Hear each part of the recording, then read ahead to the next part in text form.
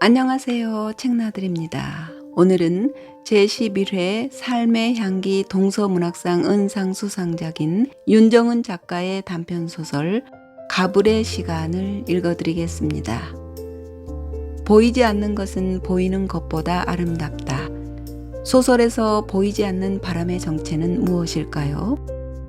우스갯말로 불륜은 들킨 죄가 가장 크다는 말이 있지요. 타인의 이야기 같지만 어떤 면에서는 우리의 감정도 때론 얽혀 있기도 한, 그래서 우리는 소설을 탐닉하지 않나 하는 생각도 듭니다. 하지만 소설은 반면교사로 삼아야겠지요. 자, 그럼 이야기 속으로 들어가 보겠습니다. 보이지 않는 것은 보이는 것보다 아름답다. 보이지 않는 바람이 분다. 하얀 모래와 검은 속을 드러낸 석회암 돌에 비추색 파도가 부딪힌다. 아름답다. 바다는 말이 없다. 말이 없는 바다는 바람으로 나를 감싸 안는다. 잃어버린 것들을 한자리에 모아 속을 알 수 없는 기품으로 품고 있는 바다. 그 품으로 한 걸음 한 걸음 발걸음을 옮긴다. 그 품에 힘껏 안긴다. 물이 차오른다. 종아리를 덮던 물은 엉덩이를 넘어 허리와 가슴으로 올라온다.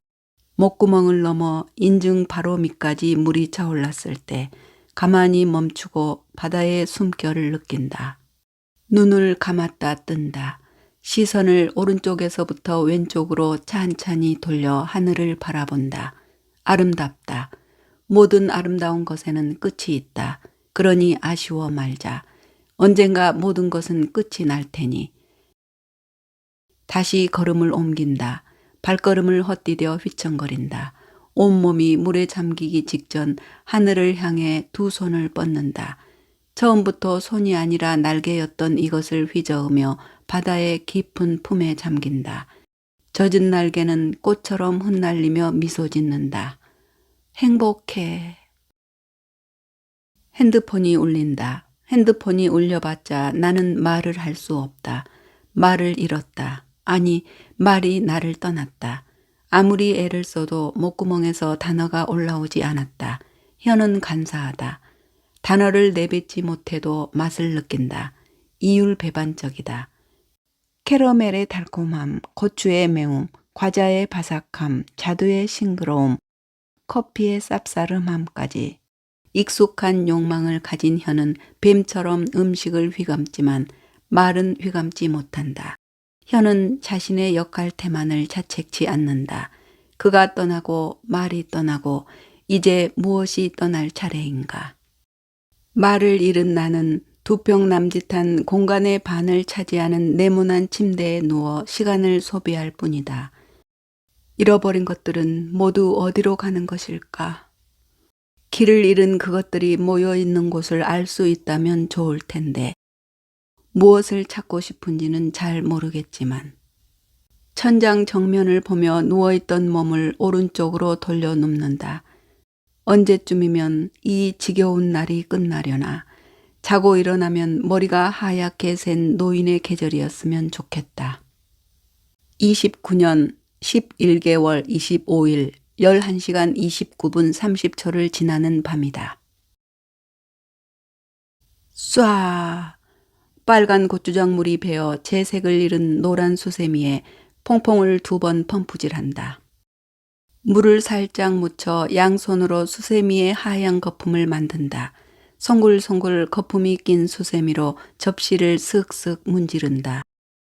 눌러붙은 파가 씻겨 내려간다. 조잡하게 알록달록한 꽃무늬가 그려진 싸구려 밥그릇에 들러붙는 밥알도 씻긴다. 그릇은 그 집 안주인의 경제적 수준을 나타낸다. 젓가락까지 세제칠을 하고 나서 물을 튼다. 나는 이 물소리가 좋다. 흐르는 수돗물에 하얀 거품으로 찌든 찌꺼기를 씻어내는 행위는 성스럽기까지 하다. 때론 끼니를 챙겨 먹는 일이 고역처럼 느껴진다. 꾸역꾸역. 입에 음식물을 밀어넣으며 해내야 할 어떤 의무를 다한 것 마냥 안도감이 든다. 산다는 건 밥을 얼마나 충실히 해결하느냐에 달린 것인가. 끼니를 해결하고 설거지를 할 때면 살아있음에 대한 최소한의 예의를 지키는 의식을 올리는 느낌이다. 개수대에 모인 음식물 쓰레기를 집어 검은 비닐봉지에 탈탈 털어 넣는다. 물에 젖은 고무장갑을 벗는다. 오른손으로 흘러내린 머리를 쓸어 올린다. 쉰내. 고무장갑에 물이 들어갔던 걸까? 대충 손을 다시 씻고 주전자에 커피물을 올려놓고 기다린다. 물은 빠르게 성질을 내며 끓는다. 김을 내며 팔팔 끓어오르는 물은 아빠를 닮았다. 아빠는 꼭 성난 주전자처럼 화를 냈다. 장사가 안 된다고 화를 냈고 우리 집이 너무 덥다고 화를 냈고 엄마가 답답하다고 화를 냈다. 마치 화를 내기 위해 태어난 사람 같았다. 아빠가 화를 낼 때면 나는 방문을 꼭 닫았다. 어차피 말을 하면 아빠는 또 화를 냈다. 인연이 애비가 하라면 하는 거지. 어른이 말하는데 어디서 함부로 대들어? 라고 했다. 미친놈. 말을 삼킨다. 나는 별 볼 일 없는 수능 점수를 받고 명목상 재수를 시작한 지 반년이 지났다. 재수학원 등록비가 필요해요. 라는 말도 삼켰다. 숨이 막힐 때면 종일 도서관에 틀어박혀 책을 읽다 해가 지면 집에 들어갔다. 도서관이 문을 열지 않는 날이면 서점에 간다. 서점은 그야말로 천국이다. 아침 9시부터 밤 10시까지 아무도 나를 싫어하지 않는 장소이다. 나중에 그럴 일이 있을지는 모르겠지만 돈 많이 벌면 이 서점에 있는 책을 몽땅 사야지. 운이 나쁜 날은 나의 귀가 시간이 엄마와 아빠가 저녁밥을 먹고 있는 시간과 겹친다.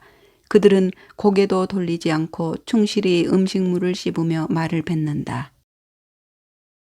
밥은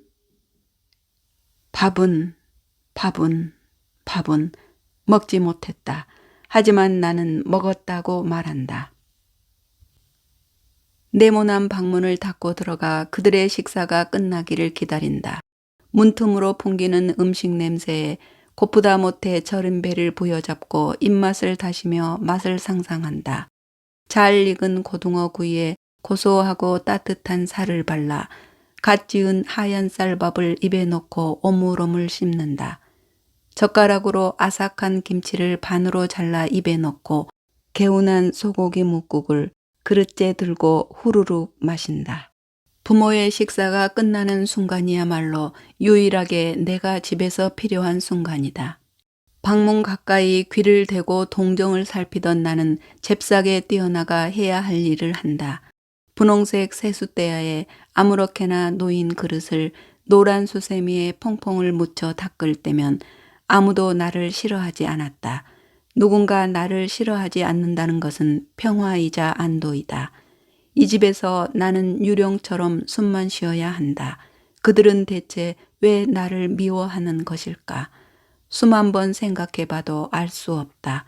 부모의 가난이 부모의 불화를 내 탓으로 돌렸다. 뭐 하는 거야? 제대로 앉아서 먹던가. 물컵을 든 엄마라는 여자가 소리 지른다. 아니에요. 남아서 버리는 게 아까워서요. 친구가 밥 사줬어요. 식욕은 저주스러운 것이다. 간혹 그들이 반찬을 미처 치우지 않고 나갈 때면 그 찰나를 이용해 몰래 혀를 위로한다. 허겁지겁. 허기진 배가 기뻐 요동칠 때 그녀에게 걸렸다. 한심하다는 눈초리로 그 여자가 사라진다. 그녀도 알 것이다. 내게 친구 따윈 없다는 걸. 설거지를 마치고 조용히 방 안에 들어와 도서관에서 빌려온 책을 폈다. 현실과 다른 세상으로 돕이다. 그래서 집에서 읽는 책은 소설이어야 한다. 소설 속에서 나는 하늘을 난다. 그들이 내보낸 전남 땅끝 마을에서 대농장을 운영한다는 40살 노총각과의 선자리에 끌려 나왔다. 그렇게 나를 싫어하면서도 부자인 남자에게 시집을 가 그들의 가난을 종결시켜 주길 바란다. 내가 이들의 희망인 것일까? 그는 내 젖가슴에 눈을 두고 누런 이를 드러내며 씩 웃는다. 그를 따라 억지로 웃는다. 커피숍에는 어울리지 않게 비욘세의 Crazy in Love가 흐른다. 할 말이 없다. 그냥 저 남자에게 시집이나 가버릴까? 아직 나는 20살이지만 20살 차이가 뭐 대수라고. 지는요, 평생 소만 키워 힘쓰는 일은 자신 있습니다. 그리고 지수씨 시집 오시면 장인어른이랑 장모님께 한 달에 200만 원 정도씩 용돈을 드릴라 합니다. 돈 벌어 다 뭐하겠어 얘? 누렁이가 웃는다. 전라도에 산다던 누렁이는 경상도 사투리를 쓴다. 누렁이가 그들에게 돈을 주겠단다. 돈을 주면 그들은 더 이상 나를 미워하지 않을까? 돈을 받으면 우리는 행복해질까? 아, 네. 누렁이는 말을 잇는다. 새까맣고 힘이 센 손으로 어울리지 않는 꽃무늬 커피잔을 들고 촌스럽게 입을 우 하며 벌려 커피를 들이키며. 그리고 혼수 같은 거는 필요 없습니다. 이래 어리고 탱탱한 분을 마누라로 만는데 지가 다 알아서 알 테니께 걱정 마이소. 탱탱하다. 난생 처음으로 남자에게 듣는 첫 칭찬이 탱탱함이라니.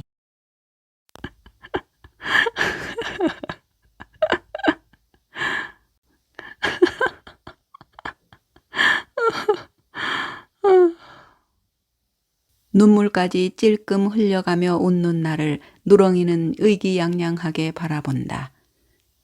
저 화장실 좀 다녀올게요. 고개를 숙이며 예의 바른 인사를 하곤 가방을 들고 네모난 버스를 타고 그대로 집으로 돌아왔다. 빈집은 문을 열자마자 8월의 열기가 훅 하고 느껴진다.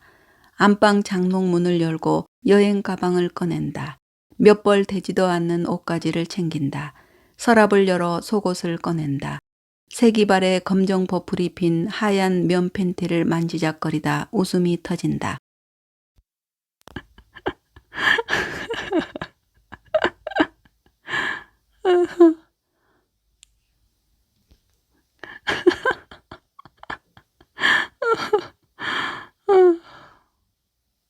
이번에는 안방 화장대 서랍을 열어 검정색 보석함을 연다.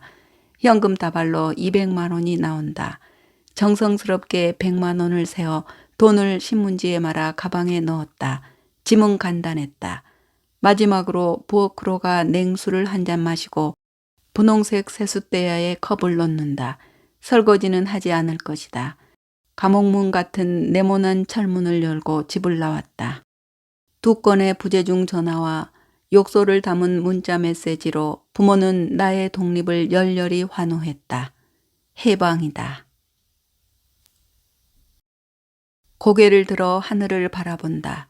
눈부시게 파랗게 쨍한 하늘에 눈을 감는다. 큰 숨을 들이쉬며 제일 처음 오는 버스를 탄다. 이 버스의 종점에 내려 살아야지. 이제부터 나는 인생을 방관치 않을 것이다. 버스의 종착지는 낙성대 입구이다.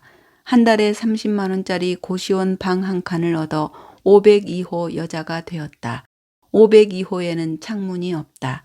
짐가방을 내려놓고 제일 먼저 한 일은 하늘색 색지를 사와 창문을 그려 붙였다.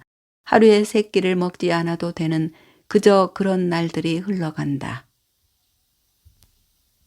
누렁이랑 살면 커다란 침대도 사주고 4바퀴가 굴러가는 차도 사주었을 텐데.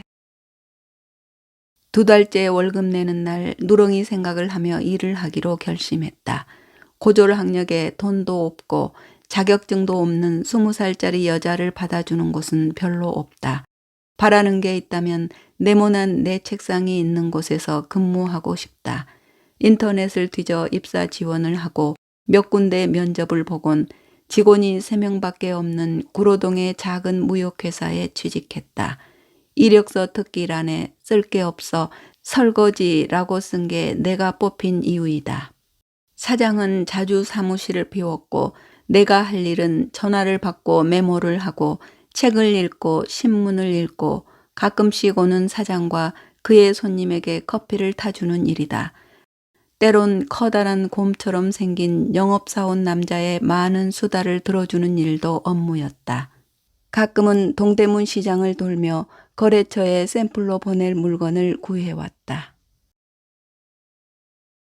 성공은 무수한 실패 가운데 얻어 걸리는 경우의 수일 뿐이다. 몇 년 동안 책에서 읽은 문구를 외우며 다니던 사장은 사무실에 커피를 마시러 오던 손님에게 투자를 받아 시설을 증축했고 대기업에 대량 납품을 따내며 회사는 갑자기 커져갔다. 매출도 늘고 직원도 늘었다.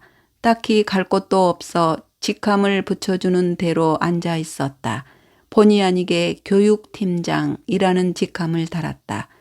교육이래 봤자 주로 신입사원에게 대표님이 싫어하시는 행동과 대표님이 좋아하시는 행동 따위의 것들을 가르친다. 외부 교육업체를 선정해 그들에게 돈을 주면 알아서 교육을 해준다. 팀원들이 올리는 서류에 사인만 하면 될 뿐이다. 오후 6시 반에 눈을 뜨면 습관적으로 출근을 했고 오후 7시면 퇴근을 했다. 달이 가고 년이 바뀌어 월급도 올랐다. 그저 그렇게 특별한 일도 놀라운 일도 일어나지 않는 하루하루가 지나간다. 사장은 팀장 직함에 맞는 옷을 입어야 한다며 가끔 카드를 건넨다. 그의 카드로 계절이 바뀔 때마다 백화점에서 옷을 산다. 2달치 방세 혹은 넉 달치 방세 격인 옷을 카드로 긁으며 묘한 쾌감을 느낀다. 오르가즘이 이런 기분일까? 마네킹에 걸린 옷을 입으면 몸에 그대로 잘 맞았다. 마네킹과 같은 사이즈가 착 들어맞는 옷을 입고 거울 앞에 서 있는 나는 모르는 여자다. 어머, 어쩜 너무 잘 어울리세요. 손님은 이미지가 고급스러워서 딱 어울리시네요. 이게 오늘 나온 신상품이고 한정판이라 쉽게 구하시기 어려운 거예요. 간드러지는 칭송을 받고 카드를 내밀면 그들은 허리를 굽혀 내게 인사한다. 아니, 손에 들고 있는 카드님에게 인사한다. 엄마라는 여자도 평생 이렇게 허리를 굽히며 살았을까? 그녀는 백화점 식품 코너에서 반찬을 판다. 카드에 대한 대가는 암묵적으로 사장이 3개월에 한 번 주기로 갈아치우는 연하 애인을 묵인해 주는 업무이다. 사장보다 3살 연상인 사장의 아내는 하루에 한 번씩 내게 사무실로 전화를 건다. 서 팀장, 사장님 오늘 스케줄 어떻게 돼? 침을 삼킨다. 소화기에 들리지 않게. 2시에 명화 실험 미팅 있으십니다. 오늘은 평택 공장에 다녀오셔야 해서 아마 늦으실 거예요, 사모님. 그래? 평택 공장은 왜? 지난주에 다녀오지 않았어? 미심쩍은 그녀의 목소리에 나는 보이지 않는 미소를 희미하게 지으며 이야기한다.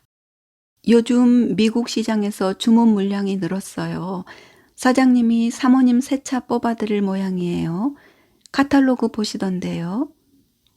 어머, 그래? 아, 우리 사장님은 통 일 얘기를 집에서 안 해서 말이야. 알겠어. 김 팀장, 수고해. 통장으로 용돈 좀 보낼게. 팀원들이랑 맛있는 거 사 먹어. 살은 성대에도 찌나. 그녀의 목소리를 들으면 절로 속이 거북해진다. 3년 사이 부쩍 늘어난 사모의 배 둘레를 생각하며 몸을 부르르 떤다. 노란색 노트패드에 모나미 볼펜으로 끄적인다. 이중 스파이. 쓰인 글씨를 쭉 긋는다. 이중 스파이 X.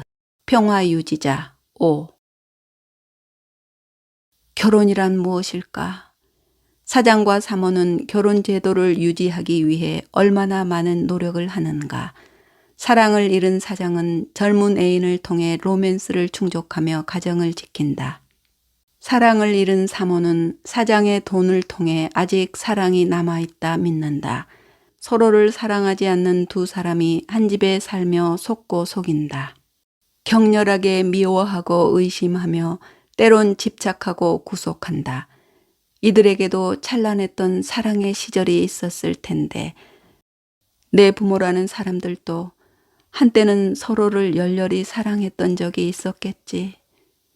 결혼이란 걸 하게 되고 나 같은 게 태어나고 서로를 미워하게 되고 다정하고 찬란한 사랑이 넘치는 화목한 가정은 주말 드라마에나 나오는 환상이 아닐까.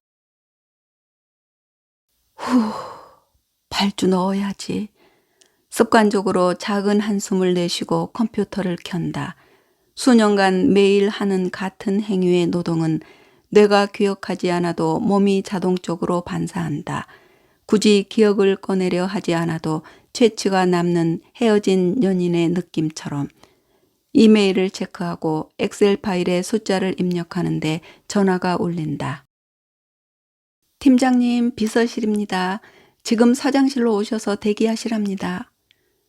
대답을 하기 전 전화가 끊긴다. 싸가지 없는 기집애.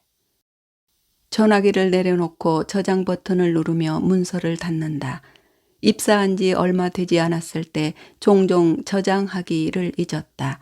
야근까지 해가며 작성한 문서가 30초 만에 날아가 버려 밤을 새 다시 그 문서를 만들었던 끔찍한 기억이 있다. 그날 이후 나는 틈만 나면 저장하기를 눌렀다. 저장. 저장 강박증에 걸린 사람처럼 저장을 했다. 심지어 헤어진 연인들의 문자도 저장해 컴퓨터로 옮긴다. 사랑이 끝나도 저장하기를 통해 추억은 남는다. 서 팀장 벌써 와 있었어? 삼성 이 과장이랑 얘기가 길어져서. 허허허. 구겨진 손수건으로 땀을 닦으며 들어오는 사장의 얼굴이 상기되어 있다. 사장에게 살짝 고개를 숙여 인사를 한다. 고개를 들다 사장의 베이지색 면바지 지퍼 부분에 눈길이 멎는다. 동전보다 작은 크기로 오른쪽 지퍼 옆이 젖어 번지고 있다. 방금 왔습니다. 사장님, 사모님께서 전화하셨습니다. 사모님께 사드릴 차의 카탈로그를 보시고 계시다 말씀드렸고 오늘 평택 공장에 들러 퇴근이 조금 늦으실 거라 했습니다. 그래? 잘했어.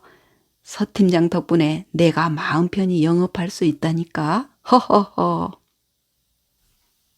매주 화요일이면 애인과 저녁 시간을 보내는 사장의 패턴을 알고 있다.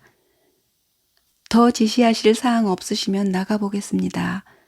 혹시 평택 공장 방문 요일이 변경되시면 다시 말씀해 주세요. 새삼스럽게 얼굴이 빨개지는 사장을 뒤로 하고 네모난 문을 닫는다. 갑과 을의 권력관계에서 이 순간만큼은 내가 갑이다. 약점을 쥐고 있는 자와 약점을 잡힌 자. 세상에는 수많은 갑과 을의 권력관계가 존재한다. 굳이 계약서상에 명시되지 않더라도 상대방에게 아쉬운 게 있는 사람은 자연스럽게 을이 된다. 주종의 관계는 언제든지 바뀔 수 있다. 가정에서, 친구 사이에서, 회사에서, 연인 관계에서, 하다못해 식당에서도 갑과 을의 관계는 지속된다. 갑과 을은 본인들도 의식하지 못한 채 역할놀이를 반복한다. 물론 역할놀이의 흐름에 끼지 않는 이도 있다. 잃을 게 없는 사람이다. 잃을 게 없는 사람은 소유하고픈 욕망도 없다. 잃을 게 없으니 구태의연하게 고개 숙이지 않는다. 따지고 보면 이런 유형이 진정한 갑이 아닐까.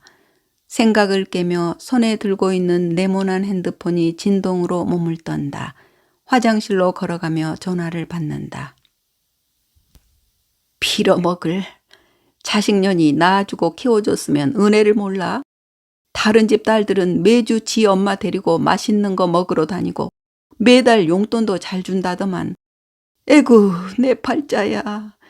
그 부자 총각한테 시집만 갔어도 우리가 이러고 안 살잖아. 이 썩으려나.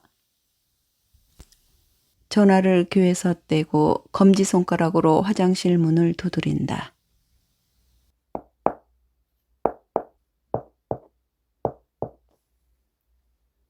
아마 이 다음 이야기는 김밥집 딸은 한 달에 30만 원, 대림아파트 딸은 결혼도 안 하고 유치원을 하는데 잘 돼서 한 달에 1,000만 원씩을 번다더라.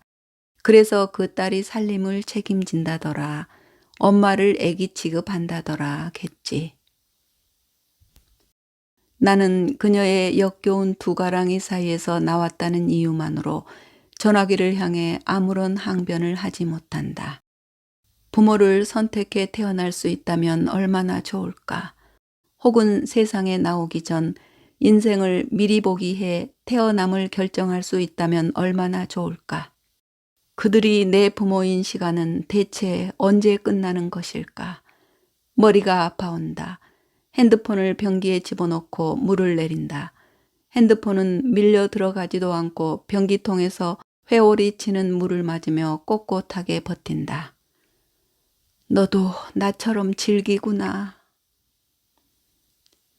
아스피린 2알을 입에 털어넣은 후 12층 휴게실 창문에서 테헤란로를 내려본다.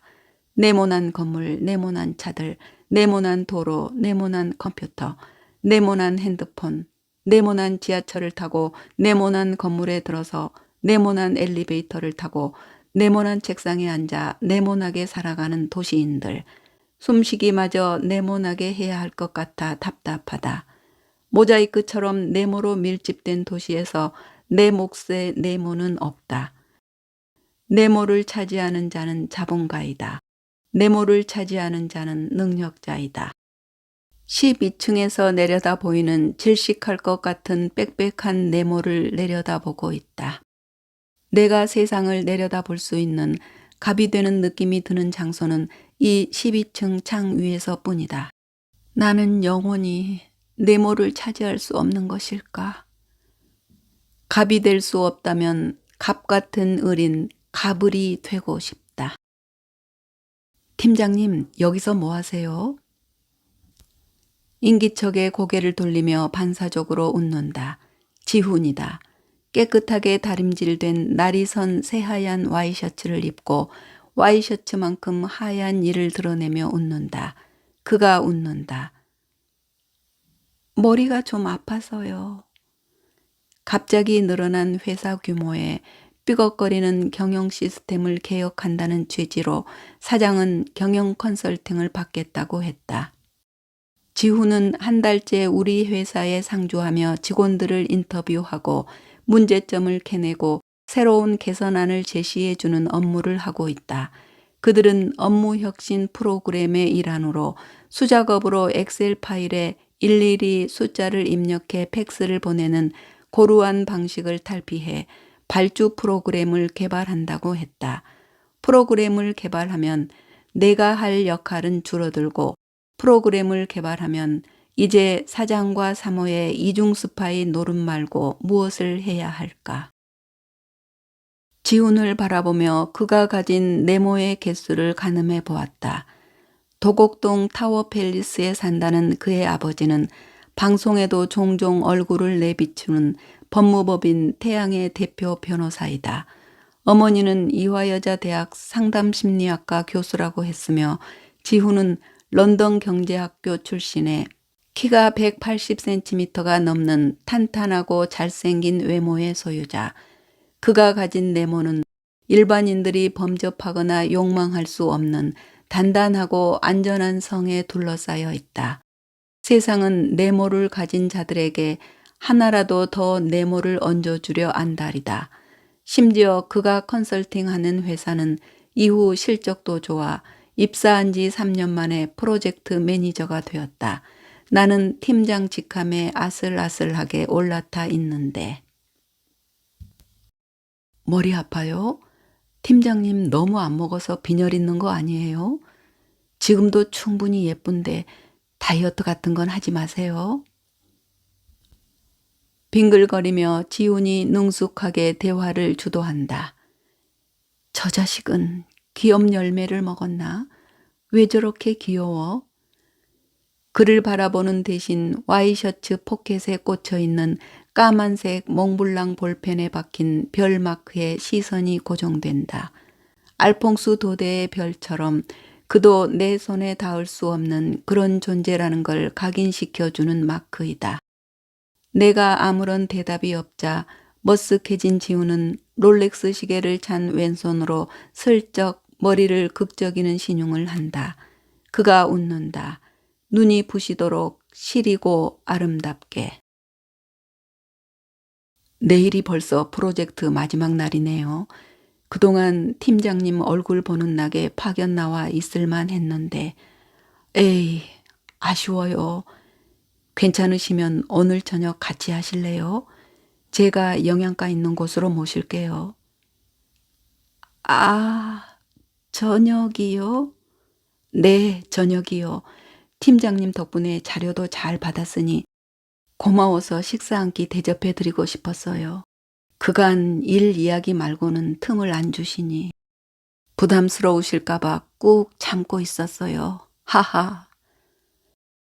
쑥스럽게 웃는 저 남자의 저런 태도는 네모들의 몸에 밴 자연스러운 유연함일까. 거절할 수 없는 이유를 대며 그가 저녁을 제안한다. 저녁에 어렵게 병원 예약을 해두었는데 몇 년간 따라다니는 머리 통증 때문에 검사를 해보기로 했다. 그래요. 그렇게 해요. 생각과 달리 입에서는 가슴에 말을 내뱉는다.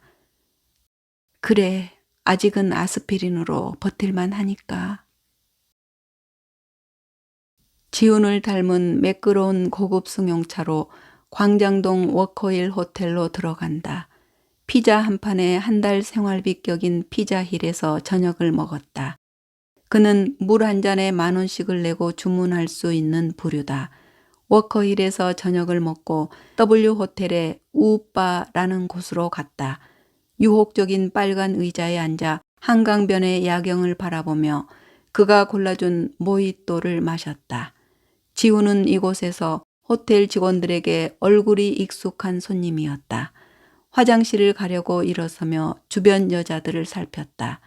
지난달 평택 공장에 내려가는 요일을 화요일에서 목요일로 바꾼 기념으로 사장이 건넨 카드로 산 타임의 블랙 원피스를 입고 오길 다행이다.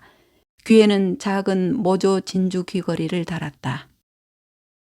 저 화장실이 어느 쪽인가요? 입과 눈까지 만면에 친절한 미소를 짓는 호텔 직원은 팔을 뻗어 오른쪽으로 가라 말한다. 네모의 세계를 바라보는 이들은 안면 근육까지 웃음 짓게 훈련되어진 것일까. 화장실 문을 열고 적당히 어두운 조명을 받으며 오른쪽 두 번째 빈칸을 열고 변기에 앉는다. 지훈과 함께하는 시간 내내 긴장되어 물만 들이켰더니 방광이 저린다. 총총걸음으로 들어가 가방을 문고리에 걸고 문을 잠그려는데 변기 뚜껑이 닫혀 있다. 타인의 거대한 존재증명적 잔해가 가득할까? 변기 뚜껑을 연다. 다행이다. 똥덩어리는 존재하지 않는다. 내 것과 그것이 같으련만 왜 이리 남의 것은 더럽게 느껴질까? 가끔은 내 소변 소리도 옆 칸에 이상하게 들릴까 끝나지 않아도 물을 내릴 때가 있다. 오늘은 옆 칸에 사람이 없다. 소변을 시원하게 내갈기며 뒷처리를 하고 휴지를 버린다. 휴지통에는 방금 전 변기 뚜껑을 닫고 나간 여자의 혈흔이 펼쳐져 있다. 타인의 생리대에 묻은 검붉은 소녀를 바라보며 더러움이나 토악질보다 왠지 안심이 된다. 네모를 가진 여자들의 그것도 내 것과 같구나. 무의식적으로 나의 생리일과 배란일을 계산해 본다. 오랜만에 칵테일을 마셨더니 좀 어지럽네요. 속옷 색깔과 같은 새빨간 립스틱을 바르고 자리로 돌아오며 지훈을 향해 눈꼬리를 내리며 웃는다. 슬쩍 비틀거리며 옆자리에 앉아 그의 어깨에 기댄다. 나보다 시선이 높은 지훈은 원피스 넥라인 사이로 보이는 가슴골을 바라보며 침을 삼키며 말한다. 상투적이다. 지수 씨 취했나 봐요. 어쩌지? 나도 좀 알딸딸한데. 엄마라는 여자의 말처럼 그가 뒤이어 할 말도 뻔한 것이다. 중요한 것은 통속적이고 상투적인 패턴의 다음을 내가 기다리고 있다는 것이다. 때론 상투란 우리가 걸어가야 할 모범적인 교과서 역할을 하기도 한다. 제가 이 호텔 멤버십 회원권이 있는데 잠깐 눈 좀 붙이고 갈래요? 제가 있는 게 부담스러우시면 지수 씨만 바래다 드리고 바로 내려올게요. 마음에도 없는 거짓말을 얼굴빛 하나 바뀌지 않고 하는 지훈을 바라보며 고개를 끄덕인다. 아랫도리가 오른쪽으로 불룩 나온 그가 보라색 카드로 계산을 하곤 엘리베이터를 향해 걸어간다. 불편하겠다. 그의 불편을 편안으로 바꾸어 주고 싶다. 방에 들어서자마자 혀와 혀가 엉킨다. 길을 잃은 이들처럼 손은 바쁘게 서로의 몸을 탐닉한다. 두 다리가 엉킨다. 깊게 깊게. 지훈이 내 안으로 들어온다. 뜨거워 몸이 터질 것 같은 순간 그와 나는 서로의 우주를 만난다. 그날 밤 3번이나 사정하고도 발기한 지훈은 굶주린 듯 내 발가락에 키스한다. 눈을 감는다. 꽃잎이 눈앞에서 흩날린다. 꽃날이다. 빙글빙글 네모는 내 안에 있다. 그날 이후 3달째 주말마다 나는 지훈의 마포 오피스텔로 간다. 우리는 몸을 섞고 나는 커피를 마시고 그는 천장이 높은 주방에서 스파게티를 만든다.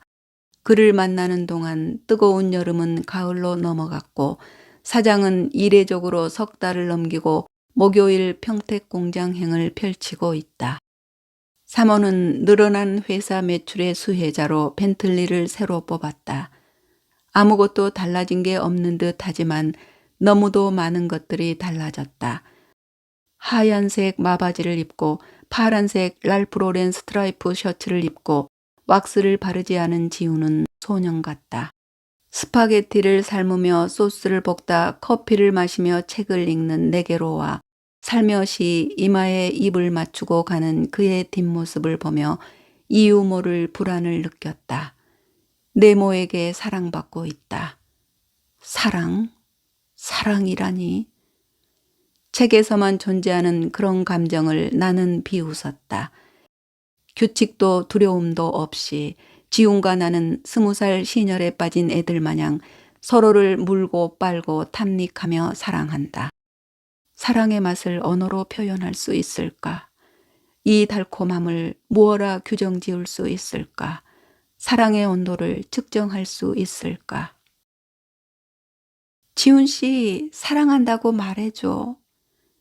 응, 사랑해. 스파게티 해. 나는 너를 스파게티 해. 햇살이 부서지며 공간을 따뜻하게 채운다. 우리는 서로를 마주보며 웃는다. 그와 내가 종종 치는 장난이다. 나는 너를 커피해. 나는 너를 복숭아해. 나는 너를 짜장면해. 두 사람의 장난기가 네모 안의 공기를 따뜻하게 덮인다. 자기야, 전화 온다. 그가 턱으로 가리키는 방향을 향해 눈을 돌리니 내 전화기가 울린다.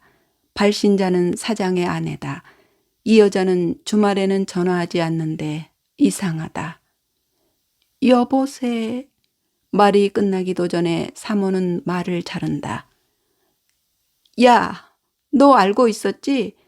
사장이 목요일마다 평택공장에 간다고? 웃기시네. 어린 년이랑 얼싸안고 쳐노는 거 알고 있었잖아. 이게 겁도 없이 거짓말을 해? 저는 모르는 일입니다, 사모님. 모르긴 뭘 몰라. 너희 두 년놈들이 짜고 날 속였잖아. 네가 그러고도 무사할 것 같아? 의아하게 바라보는 지훈에게 잠깐만이라 입모양으로 말하고 화장실로 들어가 문을 걸어 잠근다. 그에게는 밑바닥을 보일 수 없다. 사모님, 진정하세요. 뭔가 오해가 있으신 것 같은데요. 오해는 무슨 오해? 내가 사람 붙여서 사진까지 찍어놨어. 서 팀장 그렇게 안 봤는데 사리 분별할 줄 모르네. 아무튼 이혼 소송 진행할 테니 이제 더 이상 연락할 일 없을 거야. 사모는 일방적으로 전화를 끊는다. 말이 없는 핸드폰을 바라본다. 액정 화면이 꺼멓다. 까만 네모, 속을 알 수 없는 음탕한 네모. 빛이 어둠에 비추어도 깨닫지 못하는 네모. 이제 검은 네모를 들고 변기 위에 앉는다. 사장에게 전화를 건다. 두 번째 신호음이 울리는 순간 그가 전화를 받는다. 지수야, 걱정 마라. 그 여자가 우리 사이는 눈치 못 챈 것 같다. 너 당장 그 고시원에서 나오라니깐. 왜 고집을 부리니? 이번 기회에 이혼하고 우리 본격적으로 살아보자. 지수야, 딴 마음 먹지 말고 지금까지 해왔던 것처럼 잘 버텨. 내 말 듣고 있니, 지수야? 어? 수화기를 타고 들려오는 사장의 목소리는 물기에 젖어 있다. 불쌍한 사람 같으니. 알겠어요. 당분간 개인적인 연락은 하지 말고 지내요. 회사는 저 휴가 처리해 주시고요. 그래, 지수야. 사랑해. 고마워. 한 달 정도 어디 해외라도 다녀올래? 머리가 아프다. 아스피린이 핸드백에 있던가. 새콤하게 졸여진 토마토 소스 냄새가 화장실 문을 비집고 들어온다. 자기야, 무슨 일 있어? 스파게티 다 됐어. 얼른 나와. 식기 전에 먹자. 꿈을 꾸었다. 혀와 혀가 뱀처럼 얽히는 꿈. 나비가 되는 꿈. 핸드폰이 울린다. 핸드폰이 울려봤자 나는 말을 할 수 없다. 언제부터 말을 잃었을까? 사장과 사모가 회사 돈을 횡령해 부도 처리하고 도피했던 그날부터인지, 지훈이 아무 말 없이 오피스텔 비밀번호를 바꾼 이후부터인지, 돈 달라는 부모 전화가 뜸해지면서부터인지 알 수가 없다. 그저 나는 네모난 고시원 침대에 누워 울리는 핸드폰을 바라볼 뿐이다. 말을 잃었을 뿐인데 웃는 방법까지 잃었다. 유기된 말을 찾아올 수 있는 곳이 있을까? 길을 잃은 것들이 모여있는 보관소가 있다면 내가 잃어버린 말도 그곳에 있을까? 누군가 주어가 나의 말을 대신해주면 좋겠다. 눈을 깜빡이며 나를 세본다. 의미 없다. 오른쪽으로 뉘었던 몸을 천장을 향해 돌린다. 등이 가렵다. 처음부터 갑 따위를 꿈꾸면 아니 되는 것이었을까? 바다에 가고 싶다. 바다에 가면 갑도 을도 없는 가불의 시간이 시작될 것이다. 몸을 일으킨다. 일으킨 몸이 낯설어 한참을 허공을 바라본다. 얇은 고시원 벽을 타고 넘어오는 말이 들린다. 나의 말인가? 너의 말인가? 바다에 가야지. 그래, 바다에 갈 거야. 네, 이야기는 여기까지인데요. 세계정신건강의학회에서 한국인의 화에 대해 연구했다고 할 정도로 한국인의 화는 세대를 막론하고 욕구 분출을 하지 못할 때 생기는 것 같습니다. 그래서인지 소설에서 억눌렸던 욕망의 분출, 즉 카타르시스를 느끼게 하기도 합니다. 이런 맛에 소설을 읽는 게 아닐까 싶을 정도로요. 누구나 톡톡 튀던 젊은 시절이 있지요. 부모에게 반항하고 사회의 부조리에 분노하기도 하고요. 그런 부분이 교집합이겠지요. 스파이 짓을 해도 결코 미워할 수 없는 캐릭터. 그건 바로 우리를 대신해 소리쳐 주기 때문이 아닐까요?